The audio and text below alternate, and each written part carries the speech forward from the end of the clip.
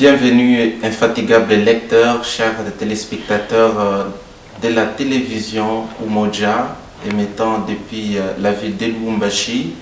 Merci de vous savoir nombreux, de vous associer surtout à notre magazine culturel, littéraire, scientifique et même formatif. Un livre, 1000 idées. Votre émission qui vous redonne l'appétit de plonger dans les livres, d'aimer encore la lecture. C'est une émission produite bien sûr par les filles de Saint-Paul, apôtres, ensemble avec les coopérateurs pauliniens disséminés à travers la ville de Lubumbashi. Aujourd'hui, nous allons parler d'un nouveau document méconnu intitulé Éducation civique et morale pour les élèves de 6e année. De quoi souffre notre pays? Connaissez-vous la différence entre un État, une nation et un pays? Avec l'invité d'aujourd'hui, il va nous éclairer la lanterne en nous parlant spécialement de son nouvel ouvrage précité. Lui, c'est monsieur Didier Kantenta Kabamba. Il va se présenter lui-même. Bonjour monsieur le journaliste. Bonjour monsieur Didier. Présentez-vous à notre public qui ne vous connaît pas encore. Je me nomme monsieur Didier Kabamba Katenta, professeur d'éducation civique et morale au complexe scolaire Tantine Marthe à la Katoba sur la ville Moulongo. J'ai fait mes études d'abord au petit séminaire Saint-Pidis de Cabinda, puis à l'Institut de Cabinda 2, avant de venir continuer avec mes études universitaires à l'Université de Lubumbashi en sciences politiques et administratives, où j'ai obtenu mon diplôme de licence en sciences administratives. Puis je me suis lancé dans la carrière enseignante. Je suis devenu enseignant, d'abord au complexe scolaire Lanyo Imolé, et voulant cesser d'être appelé sous-qualifié, j'ai préféré encore une fois continuer avec mes études, toujours à l'Université de Lubumbashi, à la faculté de psychologie, au département d'agrégation, où j'ai obtenu mon diplôme d'agrégation. Vous avez sorti cet ouvrage Éducation civique et morale aux éditions Les Érudits de 2022. Dites-nous les titres d'abord. Quand on parle d'un monsieur qui manque d'éducation, il n'a pas de morale. Dites-nous, comment vous définissez-vous l'éducation civique et morale? Je voudrais d'abord vous remercier pour l'invitation et en même temps, je voudrais souligner quelque chose. Les manuels d'éducation civique et morale existent. Déjà, il y en a qui ont jeté les premières pierres sur la fondation. Nous nous sommes dit, bon, avec l'expérience que nous avions déjà dans le cadre de l'enseignement et dans les cours d'éducation civique et morale, qu'il fallait ajouter certaines notions qui s'avéraient nécessaires et indispensables pour le bien-être des enfants ou pour la continuité de notre beau métier qui est l'enseignement. Pourquoi les cours d'éducation civique et morale? C'est un cours très important, comme est la religion pour les chrétiens. Le civisme ou l'éducation civique et morale peut être considéré comme la religion pour les citoyens. Un citoyen ne peut pas vivre s'il ne connaît pas les valeurs civiques, les valeurs morales qui doivent les guider pendant toute sa vie. Puisque on ne peut pas devenir un bon citoyen si on n'a pas appris les notions d'éducation civique et morale. C'est quoi alors l'éducation civique et morale? C'est un ensemble de notions qui font que l'apprenant devienne un citoyen utile, pas seulement à lui-même, mais aussi à la société. Un citoyen dévoué, patriotique, qui puisse servir son État jusqu'au sacrifice suprême à n'importe quel moment. Donc, l'éducation civique et morale prédispose l'apprenant à se dévouer, à se donner pour le bien-être de son pays et pour le bien-être de la communauté dans laquelle il vit. Monsieur Didier, à la page 12 de votre ouvrage, vous parlez de l'identité ou de la connaissance de soi. Alors, quels sont les éléments qui peuvent permettre à quelqu'un de se connaître personnellement ou en profondeur au niveau civique? Le cours d'éducation civique et morale, comme vous l'avez souligné, s'intitule La connaissance de soi et du milieu social. Dans sa première section, la connaissance de soi, on donne à l'enfant de se connaître. Se connaître, on a d'abord voulu commencer par l'identité. Qu'est-ce qu'est une identité? L'identité, nous l'avions définie comme étant l'ensemble des éléments permettant à l'enfant de s'individualiser ou de s'identifier dans un milieu social. Quels sont ces éléments-là? Les éléments qui permettent d'identifier l'apprenant ou les citoyens sont nombreux, parmi lesquels on commence avec les noms. Qu'est-ce qu'on appelle les noms? Les noms, c'est l'appellation permettant l'individualisation d'un enfant ou d'un citoyen dans une société. Donc, ça permet à l'individu d'être identifié, d'être individualisé aussi par ces éléments-là qui peuvent faire de lui un unique dans la société. Quels sont ces éléments? Les noms. Et les noms n'est pas constitué seulement des noms de famille, qu'on appelle autrement les post-noms. Il y a les noms, il y a les noms de famille, il y a le prénom. Et c'est parmi les éléments qui constituent l'identité d'une personne. Bien sûr, quand on continue plus loin, on va parler du sexe, on va parler du domicile. Ce sont là les différents éléments qui peuvent identifier un homme ou un citoyen dans une société. Monsieur Didier, dans votre ouvrage, plus loin, vous parlez des différentes consciences qu'on doit prendre pour le développement de notre pays ou de sa nation. Vous parlez notamment de la conscience socialisée, la conscience critique, la conscience transformatrice et la conscience réformatrice. Vous pouvez nous en expliquer en profondeur ou expliquer ces quatre types de conscience de façon claire pour que ces publics qui nous suivent en ces nets moments se rendent compte de différentes catégories de conscience qui pourront booster la bonne marche de notre pays. La conscience, d'abord, c'est quoi? La conscience est définie comme étant la voix intérieure qui nous dicte ce que nous devons faire et ce que nous ne devons pas. Et les psychologues ont classé les degrés de conscience en 4. On a commencé avec la conscience socialisée. La conscience socialisée est autrement appelée la conscience altruiste, c'est-à-dire l'individu vivant dans une société où il n'est pas seul, doit apprendre à vivre en harmonie, à composer avec les gens qui composent la société, les gens avec qui il vit. Alors, cette conscience socialisée nous pousse à nous tourner vers les autres, à ne pas vivre cloisonné en soi-même, pensant qu'on se suffit, puisqu'il n'y a personne qui se suffit sur cette terre. On a toujours besoin de l'autre. Puis petit soit-il, on a besoin d'un autre ou de quelqu'un à côté de soi. Voilà ce qui fait la conscience socialisée.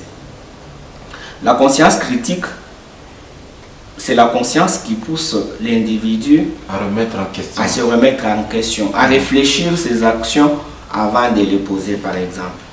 J'ai toujours dit, si chacun de nous cultivait la conscience socialisée, on ne dirait pas si je savais. Si je savais vient parce qu'on n'a pas réfléchi ses actions avant de les poser. Donc la conscience critique est très nécessaire lorsque nous voudrons poser nos actes responsable. Ça nous permet de réfléchir nos actes avant de les poser.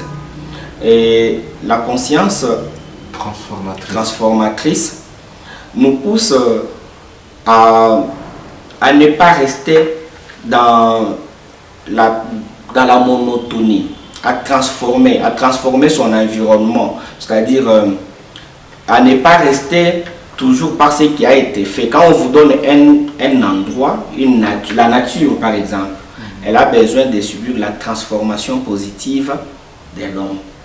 Donc, la conscience transformatrice nous permet de transformer notre environnement, de nous dépasser, de ne pas rester seulement sur ce qui a déjà été fait, d'aller de l'avant, de transcender la routine. De transcender, très bien, de transcender la routine. Alors que la conscience réformatrice, comme j'étais en train de le dire, elle nous évite de rester dans la monotonie. Elle nous invite à l'innovation. De ne pas rester toujours par ce qui a déjà été fait. Puisque je me dis souvent, mais si nous devrions rester par ce qui a été fait, l'ordinateur que nous utilisons actuellement n'existerait pas. C'est parce que les gens ont voulu innover qu'aujourd'hui nous avons les ordinateurs. Aujourd'hui, la technologie est en train d'évoluer. Donc la conscience réformatrice nous pousse à innover nos idées, à ne pas rester cloisonnés dans la monotonie. Voilà ce qu'il fallait peut-être parler en quelques lignes par rapport au degré de la conscience. Alors, Monsieur Didier, votre livre est tellement riche en chapitres qu'on ne peut pas l'épuiser en un jour ou en une minute. Vous parlez à la page 102 de la démocratie. Vous êtes en train de parler, vous êtes en train de parler de la démocratie ou d'un état des droits. Parmi les piliers d'un état des droits, vous citez la démocratie, ainsi de suite. Alors nous voulons savoir quels sont les piliers pour qu'on puisse parler d'un état des droits, parce qu'actuellement c'est le terme qui revient aux lèvres de tout Congolais, état des droits. On est dans un état des droits ou pas. Alors dites-nous, quels sont les critères, en fait, les piliers sur lesquels doit reposer un état des droits? Nous avions parlé de l'état de droit dans le 3e chapitre de notre cours d'éducation civique et morale sur la démocratie. Là, nous avions épinglé quelques piliers qui font que la démocratie existe. On a parlé de l'égalité, la participation, la justice, l'état de droit.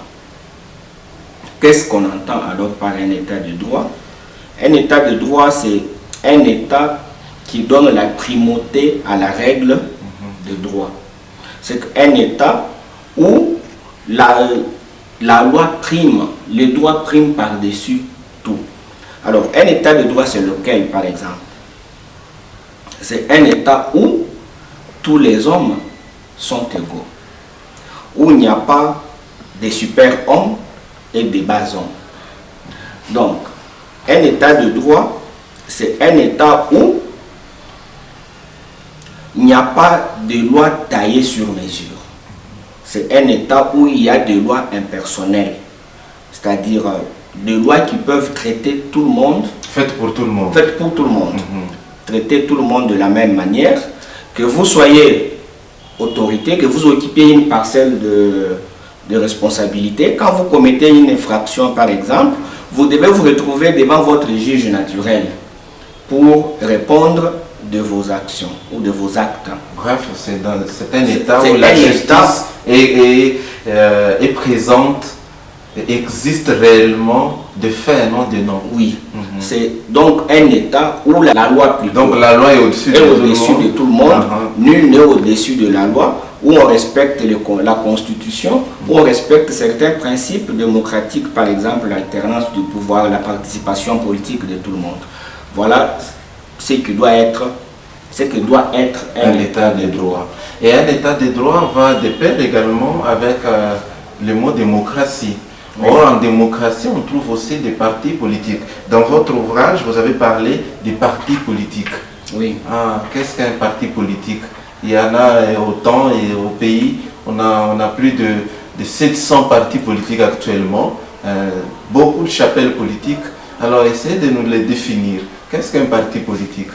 Un parti politique est défini comme une organisation humaine regroupant les individus qui cherchent à conquérir le pouvoir seul ou avec les autres dans les buts d'exercer le pouvoir politique, j'étais en train de le dire, exercer le pouvoir politique d'une manière plus longtemps possible et aussi de mettre en œuvre leur cahier de charge ou leur plan d'action. Puisque quand vous faites élire sur base de votre plan d'action, de votre cahier de charge ou de votre projet de société. Alors, on distingue combien de partis politiques? On parle alors naturellement des formes de partis politiques. Il y a les partis de masse et les partis de cadre. Qu'est-ce qu'on entend par un parti politique de masse et qu'est-ce qu'on entend par un parti politique de cadre? Les partis politiques de masse sont ce parti-là où tout le monde peut adhérer. Il suffit seulement de remplir votre fiche d'adhésion, d'accepter de cotiser mensuellement ou annuellement et vous devenez membre d'un parti politique de masse. Et là, ces partis politiques de masse ont une base plus populaire que le parti politique de cadre. Alors, un parti politique de cadre, c'est un parti qui ne regroupe que, comme le nom l'indique, une catégorie bien distincte de personnes qui sont sélectionnées sur base de leurs privilèges ou de leur prestige ou de leur rang social. Et là, vous n'allez pas vous adhérer. C'est une sélection, le parti vous invite et vous adhérez à... On y adhère par invitation. On y adhère par invitation, oui. Ce n'est pas tout le monde qui peut aller adhérer à un parti politique de cadre. C'est réservé à une catégorie bien déterminée de personnes, invitées sur base de leur influence ou de sociale, leur fortune ou de leur prestige. Mais leur base n'est pas trop populaire. Et là-bas, on ne vit pas de cotisation. On ne vit pas de cotisation de membres, mais on vit des dons, puisque la plupart de ceux qui adhèrent ont déjà des moyens et ils font les dons et c'est avec ces dons-là qu'ils peuvent facilement battre campagne. Existe-t-il de tels partis dans notre pays ou bien ça n'existe que chez les autres?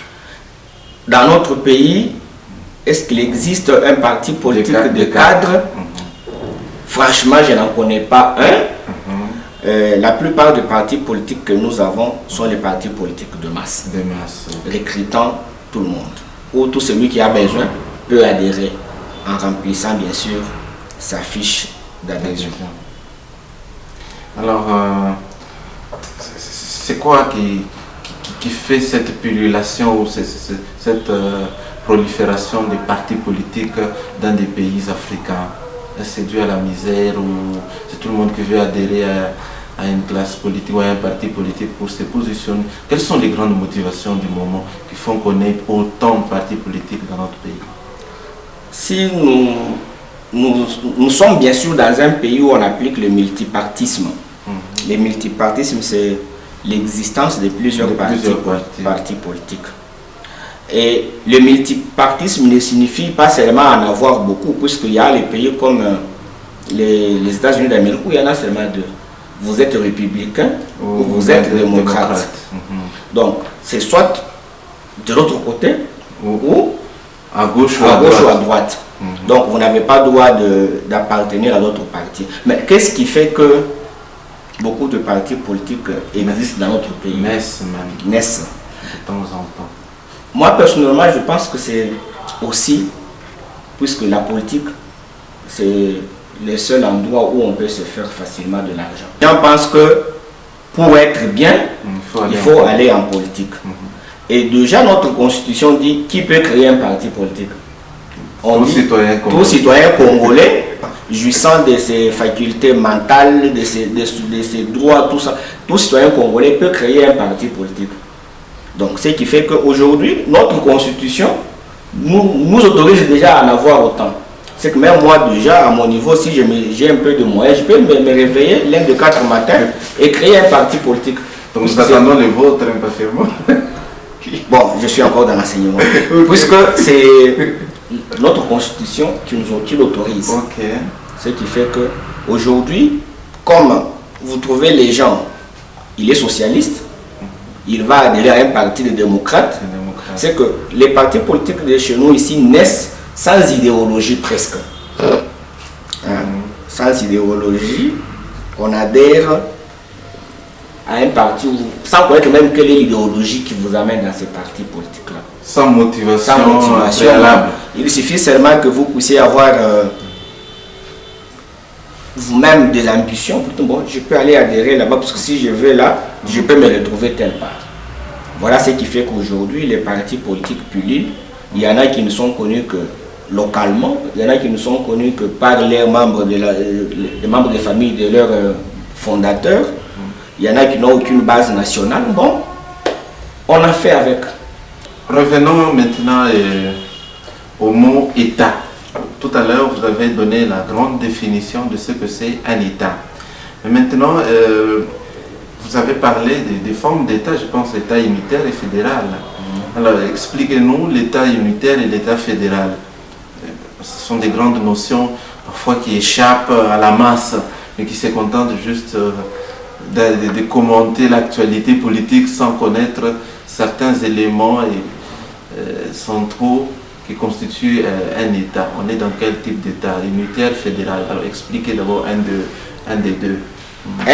De chacun d'eux. Un État est défini comme étant une organisation humaine qui est dans les limites d'un territoire. Le territoire étant l'une de ses caractéristiques, revendique pour son propre compte les monopoles de la violence physique légitime. Et en parlant de la forme de l'État, on en distingue deux. On peut parler de l'État unitaire ou de l'État fédéral. L'État unitaire, c'est un État où il y a un seul détenteur du pouvoir politique qui est situé au niveau national.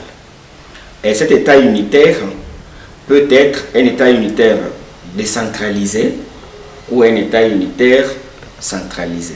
Donc dans un État unitaire centralisé, tout s'est fait au niveau du sommet, au niveau central.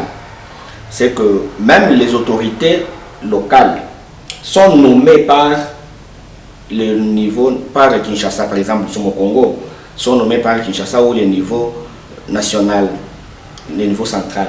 C'est que vous avez aujourd'hui un gouverneur qui doit gérer la province du Haut-Katanga, qui doit être nommé par Kinshasa. Alors que dans les pouvoirs unitaires décentralisés plutôt, les animateurs des entités territoriales décentralisées ne sont pas nommés directement par le pouvoir central. Sont élus par le peuple. Ça peut être une élection au second degré ou une élection directe par le peuple. Mais dans beaucoup de cas, les animateurs de nos provinces sont élus par les députés provinciaux. Donc une élection au second degré. Et un État fédéral, c'est quoi? Un État fédéral, c'est un État composé de plusieurs États fédérés. C'est-à-dire, au lieu que vous ayez une province, par exemple au Katanga, vous avez un État dans un État. Vous avez des petits États dans un grand État. Et ces petits États ont leur propre constitution. Ce qu'on n'a pas avec les pouvoirs décentralisés. Là, vous avez vos propres constitutions, mais vous léguez à l'État fédéral une certaine partie de votre compétence internationale. C'est le cas de la CIS. C'est le cas des États-Unis d'Amérique. Les États-Unis, même la CIS. C'est même, oui, c'est même le cas en Afrique du Nigeria. Okay. Vous avez des États, les provinces qui sont les États avec leurs administrations, avec leurs autorités, avec leur constitution. Mais sur le plan international, on reconnaît un seul État, qui est l'État fédéral du Nigeria, qui est l'État fédéral des États-Unis d'Amérique. Un regroupement de plusieurs États, mais qui dépendent au niveau national d'un seul État, qu'on appelle l'État fédéral. Donc, l'État unitaire, il y a un seul détenteur au pouvoir. Alors que ici, c'est comme une maison à étage. Vous avez les rez-de-chaussée, où vous trouvez les États fédérés. Puis, au premier niveau, vous allez trouver les États ou l'État fédéral qui représente tous les autres États au niveau international. Qui fait que l'homme soit honnêtement ou totalement citoyen. Mais sur le plan pondération, sur le plan quantitatif à l'école, il est sous-évalué. Hein, ses cours, il est sous-évalué. À peine on peut côté civisme sur 20, c'est 10 points. Alors on se demande pourquoi l'éducation civique est toujours en sous-évaluation continue. C'est un manque de considération, on pense que c'est un cours du second degré. Voilà. Dans l'un de mes livres, là, à l'introduction, je dis, sous l'époque de Mobutu, on enseignait les cours d'éducation politique. Et c'est maintenant qu'on a pensé vers, je pense, les années 2000, où on va penser à introduire les cours d'éducation politique, d'éducation civique et morale. Mais on a même créé des ministères, les ministères de l'éducation nationale et de nouvelle citoyenneté. Mais comment vous avez un ministère avec la nouvelle citoyenneté, alors que le cours qui doit former les enseignants de bons citoyens est mal coté? Moi, j'enseigne ces cours. Au-delà de la motivation qu'on peut donner aux enfants pour qu'ils puissent aimer la matière qu'on leur donne. Mais déjà, quand un enfant sait que je ne peux pas reprendre une classe pour les cours de civisme, il se démotive. Il se démotive. Quand un enfant sait que ce cours n'a que 10 points pendant une période, ou 20 points pendant les examens, l'enfant peut dire non, au lieu de lire ces petits cours de 10 points, je vais lire les grands cours. Et pourtant, il n'y a pas de grands et de petits cours. Tous les cours se valent. Mais malheureusement, notre système éducatif fait qu'en classifiant les cours, certains cours se retrouvent apparemment, ce n'est même pas les cours de second degré ou de troisième degré, je peux dire. Prenez les cours de religion. La religion qui doit former l'enfant à être en union avec son Dieu n'est côté que 10 points. Vous allez trouver les cours d'éducation civique qui doivent former l'enfant à vivre dans la société, à être dévoué, à vivre le patriotisme. Mais ces cours-là n'est côté que 10 points. Tandis que le dessin en 5e année des humanités pédagogiques est coté avec, en fait, on lui attribue une mention de 50 points. 50 points. Alors je me demande, ceux qui ont conçu le bulletin ou ceux qui ont conçu notre système éducationnel, avec quelle motivation? C'est quoi votre plaidoyer? Parce que vous avez constaté cette voilà. Sous-qualification du cours d'éducation civique et morale. C'est pour les sous-évaluer. Alors quel est votre plaidoyer juste en tant que spécialiste ou j'ai toujours dit praticien, à mes élèves, je leur dis même, de tous les cours que vous étudiez, dans toutes les options, quand vous allez à l'université, l'éducation civique et morale change seulement de nom, on va l'appeler l'éducation de la citoyenneté. C'est le seul cours que vous étudiez dans toutes les facultés de la République. Et aujourd'hui, on demande aux jeunes d'aimer le pays. On demande aux jeunes de servir sous le drapeau. J'ai vu la mobilisation que je salue que le président a lancée dernièrement, où on veut que les jeunes s'enrôlent. Aujourd'hui, on a initié les cours, la formation militaire. pour les promotions de recrutement à l'université. Mais ça servirait à quoi si déjà à la base on n'a pas appris à l'enfant qu'est-ce qu'il doit vivre, qu'est-ce qu'il doit être comme citoyen. Vous pouvez écrire à l'inspection, proposer. Voilà pourquoi dans mon livre là, juste la première page, je dis pour moi, c'est un appel que je lance aux autorités pour qu'on puisse recadrer les choses. On ne peut pas vouloir former de bons citoyens avec un cours qui les forme dans ces domaines-là, mais qui n'est coté que 5 points. Alors nous voudrons peut-être appeler nos dirigeants, nos autorités, le ministre, peut-être à revoir les choses, que ces cours-là soient cotés, mais plus que tous les autres cours.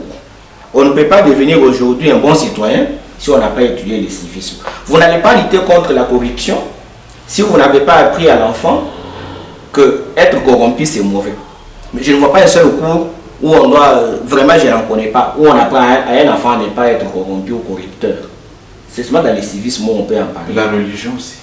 Oh, voilà. C'est ce que je disais. Okay. La religion amène l'enfant vers Dieu. Ouais. Le civisme amène l'enfant vers l'État, à se dévouer, à se donner pour son pays. Pour son pays. Okay. Un mot de la fin, parce qu'on est à la fin de notre émission. Qu'est-ce que vous dites à nos téléspectateurs par rapport à votre livre qui parle de l'éducation civique et morale pour les élèves de 6e année? Quelle est votre invitation? Nous demandons à tous les promoteurs, les chefs d'établissement, les finalistes, les élèves, de s'approprier ces manuels. Il y a une mauvaise culture selon laquelle tous les livres doivent venir de Kinshasa. Il n'est pas aussi interdit qu'un livre parte de Lubumbashi vers d'autres provinces. Donc, nous demandons à tous ceux qui sont dans l'enseignement de nous aider à la promotion de ces manuels afin qu'ils soient consommés suffisamment. Nous demandons que ces cours puissent être cotés normalement, pas être cotés comme un cours de 3e classe, alors que c'est un cours qui forme les citoyens à servir son pays avec amour, avec loyauté, avec honnêteté. Voilà ce que je peux dire comme mot de la fin. Merci M. Didier d'être venu répondre à nos questions sur le civisme. Aimables téléspectateurs, vous voulez aimer notre pays, aimez également l'éducation civique, parce que c'est le seul cours qui nous rapproche de notre pays, qui nous apprend à sortir de l'ignorance des masses qui prennent des décisions, ou cette masse qui est en train de commenter des questions politiques, malheureusement qu'elle ne maîtrise pas. Alors vous aussi voulez vous distinguer, veuillez lire, déguster cet ouvrage, l'éducation civique et morale. Il va vous permettre, ces livres, à connaître ce que c'est un pays, ce que c'est un état de droit, ce que c'est la démocratie et ce que c'est un parti politique. Nous disons merci à l'équipe technique constituée de façon talentueuse de la sœur Marie-Justine, de Papa Capent, et nous disons merci à notre superviseur, Monseigneur Adolphe Soloci, de nous avoir assistés. Merci. Quant à nous, nous vous disons sincèrement à plus tard pour de nouvelles aventures littéraires. C'était Samuel Chibuté. Ciao. Je te dirai ce que tu deviens.